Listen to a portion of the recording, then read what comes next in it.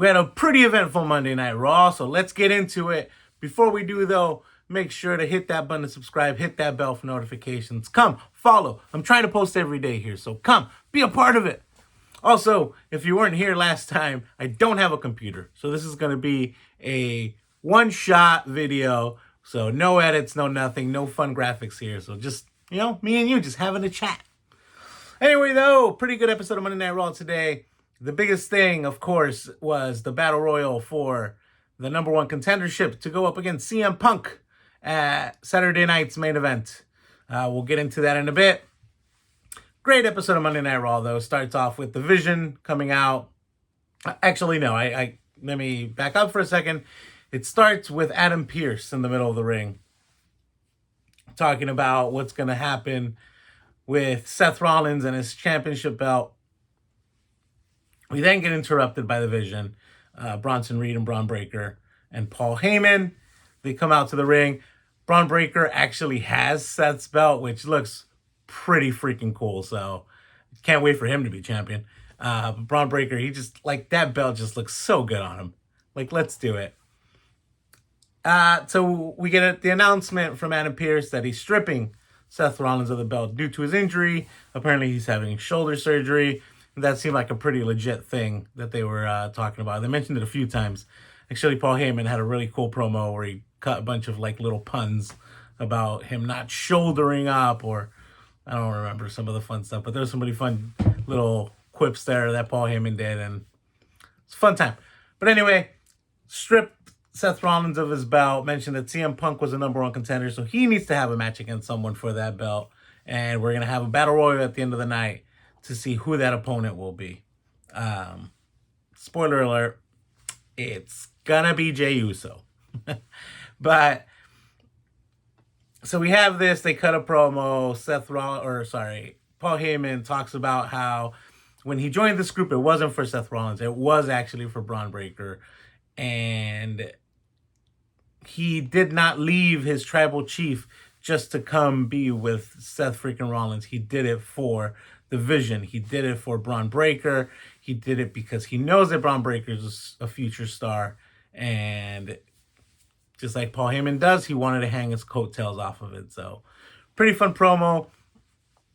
I get that they had to pivot to make a story as to why they would turn on Seth. So, I'm not going to hate on it. But honestly, the actions weren't super justified by the reasons that they said. But whatever. It had to be done. I get it. And it was kind of last minute. So kudos to WWE kudos to WWE for coming up with something. I feel like several times they've just ignored a story and just been like, well, this is where we are now. So kudos to them for coming up with something. Really fun moment later on in the night too, where Becky Lynch runs into Paul Heyman, basically pins him against the wall, and he's like, listen, when my husband comes back, when my hot husband, when he comes back, he is not going to go after you because you're nothing to him, right? You're nothing to him, but whoever you are with, he is going to destroy them. And Paul Heyman also extended an invitation to Becky to be a part of the Vision still. Really weird thing. Obviously, I don't think it'll happen, but I liked that we're sympathizing with the heel that is Seth Rollins. Seth Rollins was such a heelish character. He was building this empire to kill wrestling in a way. But because his group turned on him, we're now supposed to feel bad for him. So really interesting storytelling. I liked it. Becky Lynch, even though she was a heel, that promo made me go, hell yeah, let's do it. Speaking of Becky Lynch, she had a match against Maxxine Dupri tonight. As I mentioned in my last video, there was absolutely no way that Maxxine Dupri was walking out champion tonight, and she absolutely in no way did. So this match actually ended in disqualification because Becky Lynch picked up her belt and smacked Maxxine Dupri with it, because Maxxine Dupri needed to win in front of her hometown, which was Sacramento. So I don't hate that. But, Becky Lynch still managed to take the belt with her. So now Becky Lynch is 0-2 against Maxxine Dupri. One, she lost by count out. The second time was disqualification. I don't know what kind of story they're trying to tell. Maybe it ends up with Maxxine Dupri being the Intercontinental Champion.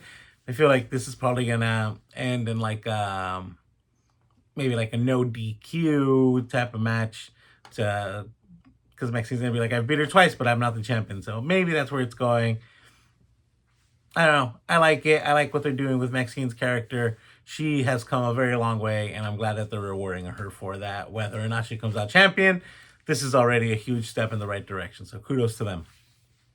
We also had the Intercontinental Championship match, which I mentioned in my previous video as well, right? Between Dominik, Mysterio, and Rusev. And again, just like I predicted, Penta showed up. He distracted. That actually wasn't why Rusev lost. Spoiler alert, Rusev lost. But in the middle of all that, Dominik Mysterio picks up the Timekeeper's hammer again. Rusev actually catches him this time, though, and he's about to hit Dominik with the hammer, and then the referee takes it away from Rusev as he's taking the hammer back to ringside, back to the Timekeeper's area. Dominik kicks him in the balls. Dominik kicks him in the balls, and 619 and 1-2-3, Dominik is the winner. So, as I mentioned before, especially because after this match, then Penta showed up, whatever, blah, blah, blah, was in the Timekeeper's area to prevent Dominik from getting the hammer. Rusev smacks him. So then at the end of this match, after Rusev loses, Penta comes back into the ring and gets his receipt on Rusev. This is 100% going to be a triple threat match. And I don't know if it'll be at Saturday night's main event or at Survivor Series War Games. It'll probably be at Saturday night's main event. It's in a week, and we have one match announced. So it'll probably be at Saturday night's main event. It'll be a triple threat match for the Intercontinental Championship, and I don't think Dominik walks away with his championship. We'll see. I'm loving what they're doing with Dom's character too. Like later on in the Battle Royal, he was just such a fun heel, and I loved it. Another match that we had, another championship match, was the tag team championship match between the Judgment Day, Finn Balor and JD McDonough, against AJ Lee, which is AJ Styles and Dragon Lee. I'm dropping things over here. I'm really excited. I mentioned that this was the only wild card where I didn't think that the Judgment Day would lose their tag team championships to AJ Lee. That's what I'm calling them now. But it was the one match that I could see them doing it with. And it turns out that they did. AJ Styles and Dragon Lee are your new tag team champions on Monday Night Raw. So really interesting choice, especially with this being AJ Styles last year, retiring in 2026 announced already. Why not? Right? And let's have them have a quick reign, have someone else win the belts. I don't know, give it to the New Day maybe. The Americanos, I would love the Americanos to have gold because we see them every once in a while and then they just disappear and we just never hear about them. Anyway, fun match. Really great, like, chemistry between Finn Balor and AJ Styles. Like, they're just, like, so, like, on their own, they are two amazing competitors and just have, like, just silky smooth in the ring, man. But put them together, and it's like they've been wrestling against each other since they were 10 years old, man. It is so fun to watch them just play off of each other and wrestle each other. Amazing, amazing, amazing. Also, JD McDonough's just so good, man. That guy deserves... He deserves more. He deserves some sort of singles push, Intercontinental Championship, U.S. title, whatever you want it to be. He deserves something. That guy's just really good and doesn't get the credit that he deserves. But anyway, AJ Lee, your new tag team championship. Your new tag team champions. Why do I do that? Anyway, we had that. We also had the match between Stephanie Vaquer and Roxanne Perez. And I was wrong. I initially thought this was going to be for Stephanie Vaquer's title. It was not. It was just a one-on-one match. because Roxanne Perez felt entitled to a championship match. And I guess they were like, if you can beat her, then you can have a title match. It doesn't matter if it was or if it wasn't for the championship. I feel like they could have done it for the championship because Roxanne Perez lost. Stephanie Vaquer wins. Apparently, she is the most winningest superstar in 2025. So, cool. Good for her. She absolutely deserves it. She's absolutely amazing in the ring. She's an absolutely amazing character. I love Stephanie Vaquer, and she's a star, man. This woman is a star. But like I mentioned, Stephanie Vaquer wins. She beats Roxanne Perez on this one-on-one match. She immediately gets interrupted and blindsided by Raquel Rodriguez. So they're both double teaming her when the Bella. Which one is he? She Brie? I think she's Brie, right? Brie Bella? Is that the one? I don't know. I don't get what they're doing. I don't get what they're trying to do with her. Do people care that this Bella twin is on TV? Because I don't. And maybe it's because I didn't really watch like Ruthless Aggression that much, but I don't know. They keep bringing her back. So she helped Stephanie Vaquer, if you remember correctly. That is how Brie Bella mentions her name. Is it Brie? I don't know. Maybe it's the other one. It's the Bella twin. So she comes and she helps Stephanie. Then Stephanie and her kind of have a moment in the ring. They hug, blah, blah, blah, blah, blah. There is then immediately a backstage segment where Stephanie's like, I owe you one. And Brie Bella's like, yeah, you do. And I just made 2 enemies, so I might need to take you up on that sooner rather than later. So there's going to be a tag team match, probably at Saturday's main event, between Roxanne Perez and Raquel Rodriguez against this unnamed Bella twin and Stephanie Vaquer. Whatever. Cool. I really want Roxanne Perez to have a nice arc with Stephanie Vaquer.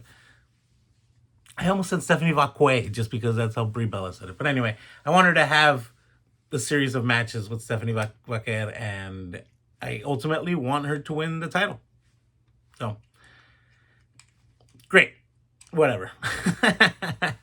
We have a couple things. We learned throughout the night, by the way, that Bronson Reed and Bron Breakker are not in this Battle Royal. Nice touch. I appreciate it, because if they were in the Battle Royal and they lost, we'd be like, well, that was stupid and that was for nothing. And if they won, then they would have to beat CM Punk at Saturday night's main event. Otherwise, again, that was stupid and that was for nothing. So I like that they took him out of the Battle Royal, because it extends that story of them trying to get to that title. They also were upset at Paul Heyman, because they're like, what are you good for if you can't get us into this Battle Royal? If Adam Pearce takes us out of this Battle Royal and you can't do anything about it, what good are you? Paul Heyman then talks about like, oh, you remember Brock Lesnar? He was no one until he was someone. You remember CM Punk? Oh my God, he was no one until he was someone. Roman Reigns, no one remembers the big dog, but everybody remembers the OTC, and that was me. Great. Yeah, no. So basically, trust the process is what Paul Heyman was saying, right? Like, I'm here. I got this. I've done this before. Trust the process. So I like that. I like that it's not just like a straight up like, oh, we all get along now and we're all on the same page. It's like, no, we're trying to get on the same page. Bron Breakker is the leader of this group, even though I think they're trying to like push the narrative that there is no leader. But Bron Breakker is the leader of this group. And I like that they made Paul Heyman answer for what happened. And they didn't just take it up and be like, okay, whatever. So, love that. Anyway, we do get the Battle Royal. There's a lot of cool spots. Like, throughout the match, they kept telling the story of Jey Uso helping his brother Jey, saving him from several eliminations, right? They did have a moment backstage before this match where they were essentially they apologized for each other. Jimmy's like, you can't be turning into the OTC. Jey Uso's like, maybe you're right and Roman Reigns is right. I don't know. So they had this like really cool moment. They're like, are we good? Jimmy's like, eat, right? Like, we're brothers. We're always going to be good. We're never going to be good. That's just what we do. But anyway, throughout the match, they kept telling the story of Jimmy just keeps saving Jey. Maybe like 3 or 4 times. He saves him from elimination. Then there's this moment where he's on the apron. I don't know with who. I want to say it was with Sheamus. But anyway, Jimmy and I want to say Sheamus were on the apron, and Jey Uso essentially just eliminates both of them, right? That's where we get to, and then Jimmy standing outside like, what the hell, man? Like, it was me and you. Fun moment in this match was Dominik Mysterio gets eliminated while Rusev is feuding with Penta, I think it is, outside of the ring. No, it wasn't Penta. It was some tag team. I don't remember which tag. I think it was the Judgement Day. Anyway, Dominik then gets eliminated on the opposite side of the ring. Referees don't see it, so he runs back in the ring, being the sucio that he is. Great character storytelling, because that is something Dominik would 100% do. So I love that they did that. Eventual winner is Jey Uso. It is Dominik Mysterio and Jey Uso in the ring at the end of the match. For some reason, Dom sets Jey Uso for a 619, where Jey Uso just kind of gets out of the ropes and just throws him over the top rope, and Jey Uso is your winner. We then have the stare down between him and CM Punk at the end of the match. I'm hitting my mic. I'm sorry. We then have the stare down of these two guys at the end of the match. Cool. So our main event at Saturday's main event is going to be main event Jey Uso. That's right. I said main event 3 times versus the best in the world, CM Punk. And if CM Punk doesn't win this, actually, I don't know, man, because they're telling like 2 really compelling stories here with Jey Uso being like whatever it takes to win, but I feel like they need to turn him full heel, where they need to tell this full like character shift story with Jey Uso before he can win. So my pick for that Saturday night's main event match is going to be the best in the world CM Punk, because I feel like they're still trying to tell a story with Jey Uso that they need to tell before he wins the title. I don't know. Just my thought. Really great Monday Night Raw overall. Let me know if there were some key moments that I forgot. I'm sure there were. I didn't write anything down. I was just enjoying the show. Are you enjoying the show? Triple H voice. You enjoying the show? I enjoyed tonight's show. Let me know what you thought in the comments. Let me know if there were any key moments that I missed. I probably did. But it was just fun to watch. Otis is back. Cool. Love that. I like Otis. Great night overall. Great 2.5 hours. Flew by. Let me know in the comments what you thought about tonight. Let me know if I forgot anything. Since you made it this far, make sure to drop a like. Make sure to come and follow. Anyway, thank you guys so much for joining. And until next time, peace.